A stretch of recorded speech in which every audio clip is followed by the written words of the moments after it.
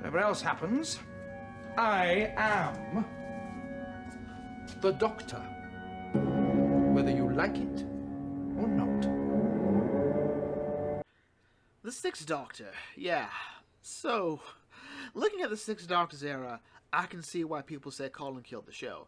I mean, it's patently wrong, as all Colin did was his job to the best of his ability, but I get it in the sense that if you were to pick a point when Doctor Who went off the rails, it would be around this moment, if not the specific moment. The Sixth Doctor's era is kind of guilty of one of the worst crimes imaginable for me as a viewer. It's forgettable for all the wrong reasons. Like, everything that should be memorable isn't memorable. And everything that you really should just go, okay, we won't see that again, it's just stuck in your head. Elements like the Web of Time, the Ronnie, Syl, this guy, Boneyard, Scrapyard, something yard. I don't know. Vineyard. No. Backyard. Whatever. We'll come back. I'm sure I'll remember at some point. You remember these things, but not as much as, well, other things. And I think it comes down to two things: lackluster writing and these two chuckleheads. The Doctor-companion relationship is really important to the show because, well, it's really the only consistent thing you're going to see there. Oh, sure, we're at the point now we'll see Daleks and Cybermen every season, but that wasn't always the case. Often you just see a really good relationship with one or two characters. The Doctor, Susan, Ian, and Barbara, for example. The Second Doctor, Jamie and Zoe. The Third Doctor, Joe, the Brigadier. The Fourth Doctor, Sarah, Romana. 5, Nyssa. Sometimes Tegan. You know, and with 6 and Perry, it's just sort of, it's kind of bad. I'm kind of bad, especially in terms of Doctor Who. You think 10 and Martha was bad because Martha spent most of her time essentially being a fake replacement for Rose? You think Clara and 11 was bad because it was more about the mystery of Clara than her character? You think 13 and everyone was bad because these characters don't do anything? They're just sort of there, and like Bradley Walsh is trying, and Tosin Cole and Mandip Gill deserve better, but their characters are just kind of horribly, horribly bland? You think that? Well, you're right. It's true. But nothing compares to Six and Perry's relationship because of this.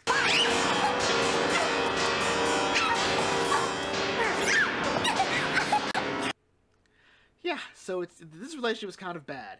And that combined with lackluster episodes and this loud coat, which I've grown to like, but I can't get past the pants. I just can't. But anyway, you kind of not want to be in this team. Like, if you, like, I think we'd all at one point like to imagine we're with the Doctor, which going on an adventure, and you know, we'd like to be there, but not with Six and Perry. No, it just doesn't feel safe. Even weird because this scene here is the Sixth Doctor's first story, The Twin Dilemma, and this is the last story of season 21, so fans at the time had nothing but that to tide them over until the rest of it. Then you hear about all the stuff going on behind the scenes, the JNT and the BBC, and you get the feeling that Doctor Who is starting to fall apart from the inside out. We find out that Colin had very little say in the costume. Granted, Peter Davison apparently also had very little say in his costume. But even more so, Colin had even less say about the direction for his character, and the relationship got so bad that Colin was ultimately fired from the role, and he refused to show up for a final episode, or final story where he would regenerate. Cause I don't blame Colin. I don't. Like, despite all of this, the Sixth Doctor is actually one of my favorite incarnations of the character, and the Doctor and Perry, I think, have a great rapport. Perry's actually a really great companion when she's not spending all of her time, you know, sounding like she's about to break down and cry. Like, Perry's a really great character, not just because she's, well, she's actually really funny, and she reminds me a bit of Bill, if I had to compare her to another, to a classic era companion. Well, to a new era companion. No, she's actually a very fun character. So, this is really true because of Big Finish. Yes, we have finally arrived at the Big Finish era.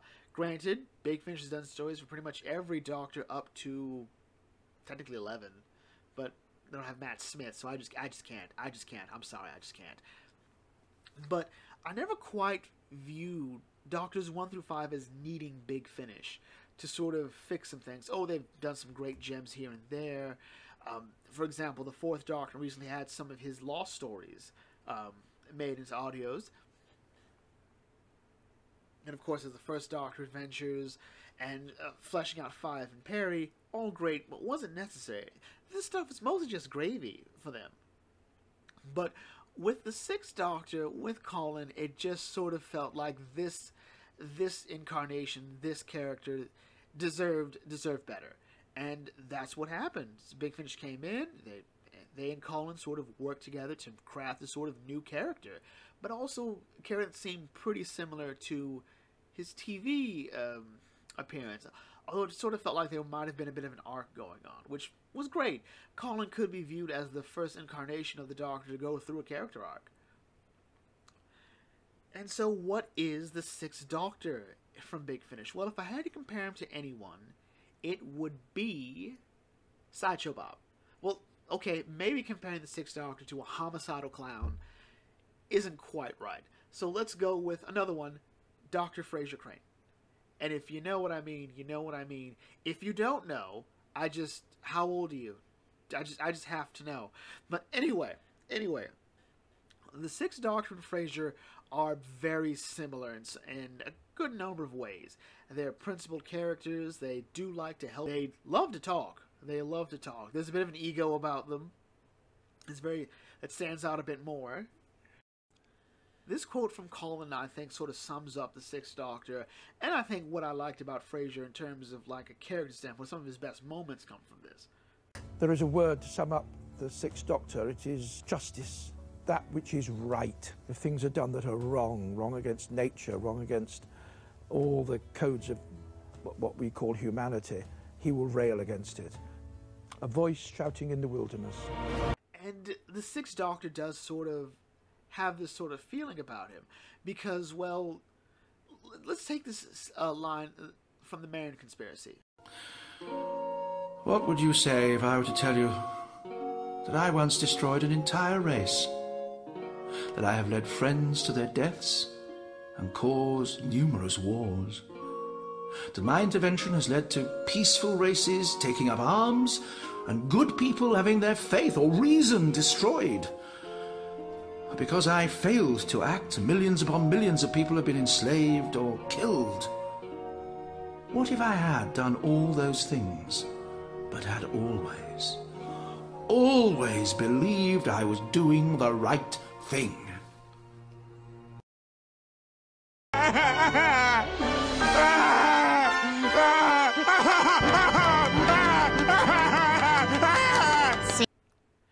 And that's great. Because this is the Doctor sort of questioning everything he's done at this point on a much grander scale. Like, after everything I've done, am I still a good person? And we'll see that question repeated later in the 12th Doctor's era. Clara, be my pal. Tell me, am I a good man?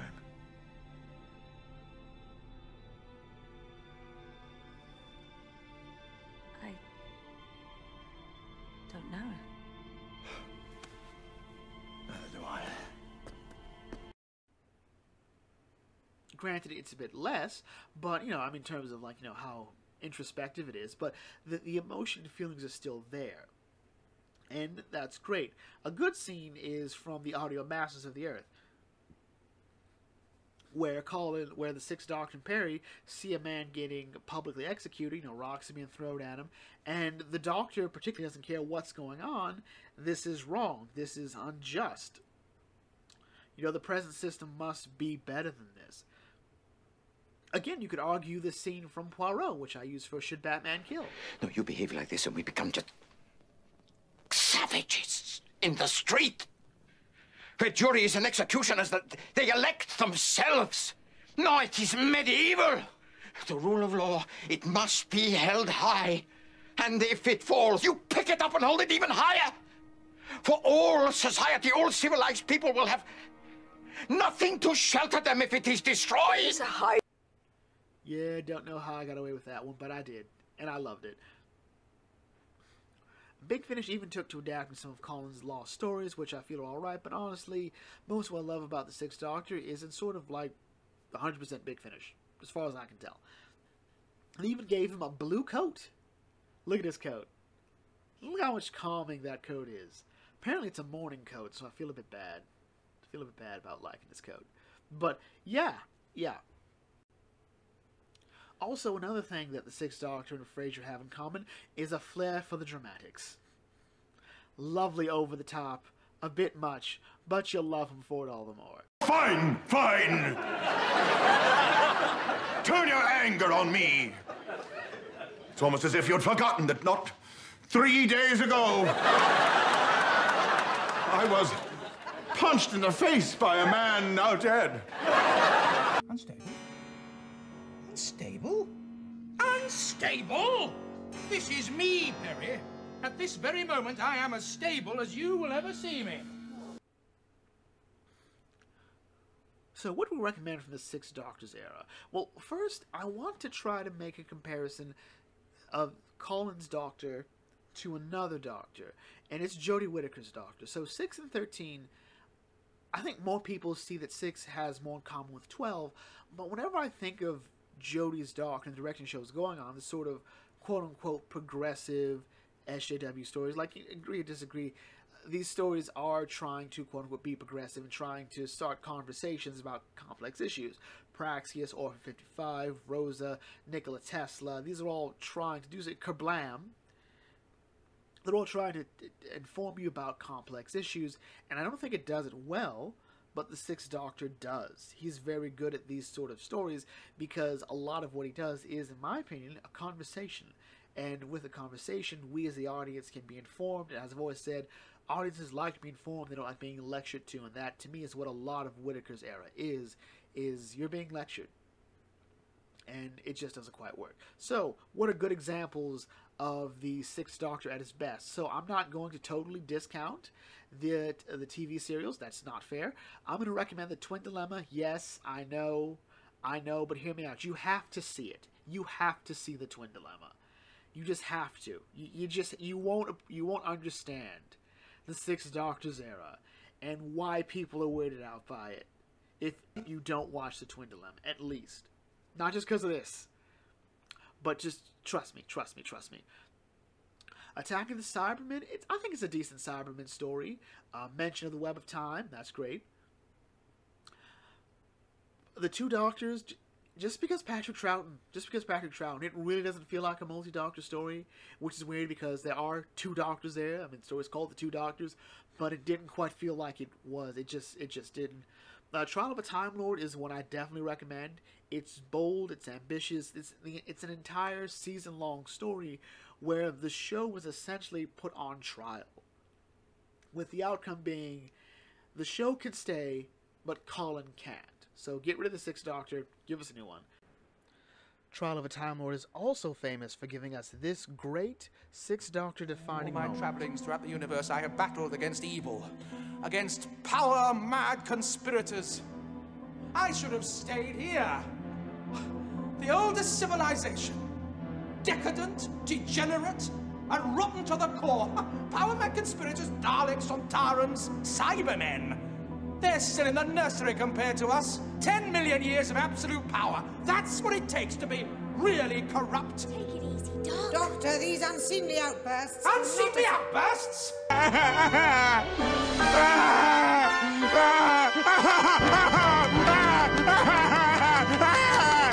And from the audios, oh, there's a lot of good ones, but let's go with the Man Conspiracy. This introduces a great companion for the Sixth Doctor, and Evelyn Smythe, a history teacher. The audio Davros talks about space corporations. The Man Conspiracy is a great historical piece, talking about Queen Mary, a controversial historical figure. Davros deals in space corporatocracy, as well as the character Davros. Great stuff there. Jubilee was the basis for the Ninth Doctor story Dalek. It's very... the only thing it really took from Jubilee was there's a Dalek in a building. Go from there. That's kind of it. But that's a really great story about hatred and about the impact it can have on you. It's really complex stuff, but never quite feels like you don't get it, and it's not so much of a lecture in some ways. The Reaping may be the best Cyberman story for me since Spare Parts, and it has a great sort of horror angle, and we won't really see that again until the Doctor falls. Also, some great bit of Perry acting. Nicola Bryant does some great acting there. Trial of the Valiant and the Widow's Assassin, if you want to follow up on Trial of a Time Lord and Masters of the Earth, is one of those stories that I can't leave Masters of the Earth away. It's great callbacks to the first Doctor. Jejune in Chains, I think, may be my all-time favorite Sixth Doctor story. I think because it plays to this character's strengths, the idea that Doctor is always someone who helps people. Jejune in Chains, take away what it's saying in the beginning. All it really is the Sixth Doctor has found someone in a weird spot and has helped them sort of understand who they are and what they could be. And you ever read The Elephant Man? Elephant Man, just to say that. Also, just as important is Doctor Who: The Last Adventure, which is Colin's actual proper send-off. Big Finish decided to give the Sixth Doctor a proper send-off since, you know, he didn't get to have one. And it's a really great story, great moment. A bit of a New Who style final send-off. You know, there's a bit of a speech, but it doesn't quite go over the top. And considering that Colin's been waiting a long time to do this, as opposed to just it being known as a bang on the head, I'd say give it to him. What I think really stands out the most about Colin's Doctor, outside of the coat and the brashness, is underneath all of that is really just a guy that really cares about his friends. You could argue that his era was supposed to be about, like, maybe something went wrong during his regeneration. He's not quite right. Or maybe he's designed to be such a polar opposite to his previous incarnation that this sort of happens. And that works. But again, there's a certain kindness to him, that he really does care. You could view Six as, again, a proto-12th Doctor, but at the same time, I sort of see echoes of, maybe not in this Doctor, but in the era of the 13th Doctor's era. We're seeing a very talented actor, given lackluster scripts, lackluster direction, a weird costume, and subpar episodes at best, and people behind the scenes seeming to not care, like, oh, we'll make it up later, and we saw what happened. So it's weird to me, especially considering who's showrunner now, that this is sort of happening. But, you know, whatever. So next time, eventually, I promise, we'll get to the 7th Doctor. But right now, we have a comic run talk to do. So we'll take a break here, and I will catch you all later. Feel free to check out some other videos. Don't forget to like, comment, share, subscribe on this. Write down what your favorite Sixth Doctor moment is, or episode, or whatever, and I will get to you all later. This is the Bucket Think Tank signing off. Thanks for watching, and as always, may your fandom serve you well.